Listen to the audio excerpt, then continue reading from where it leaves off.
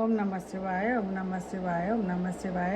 ఈరోజు అరుణాచలంలో అది కృతిక దీపం వెలిగిస్తారు కాబట్టి నేను కూడా 12 దీపాలు వెలిగిస్తున్నాను. అదేవిధంగా తమలపాకు మీద ఓం నమ శివాయ అని రాశాను. ఈరోజు మా ఇంట్లో పూజ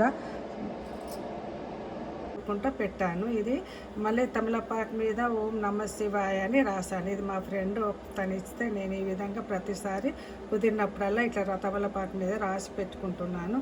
ఇది ప్రసాదాలు, ఈరోజు ప్రసాదాలు.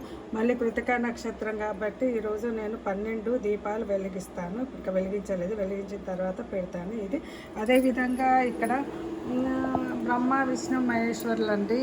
ఇక్కడ బ్రహ్మ వృక్షం అంటారు. ఇదేమో విష్ణువు కాబట్టి ఇది తులసి చెట్టు, అది ఇది శివుడి బిల్వ చెట్టు అండి. ఇది ముగ్గురు ఉన్నారు, బ్రహ్మ విష్ణు మహేశ్వరులు ముగ్గురు. ఇవి దీపాలండి, 12 దీపాలు పెట్టి వెలిగించాను. అరుణాచలం కృతికా నక్షత్రం అని ఈరోజు నేను మా ఇంట్లో దీపాలు 12 వత్తులతో దీపాలు వెలిగించానండి. ఇది ఈరోజు నా దీపం పూజనండి. చలికాలం మొదలైందని ఇక్కడ కొంచెం ఎండ వస్తుందని మళ్ళీ ఇక్కడికి తీసుకొచ్చి పెట్టాను. ఇది ఇక్కడ లక్ష్మీ తులసి, అది ఇక్కడనేమో బ్రహ్మకమలము చెట్టు, ఇదేమో రుద్రాక్ష చెట్టు. ఇవి 3 చెట్లు అండి ఇక్కడ మా ఇంట్లో.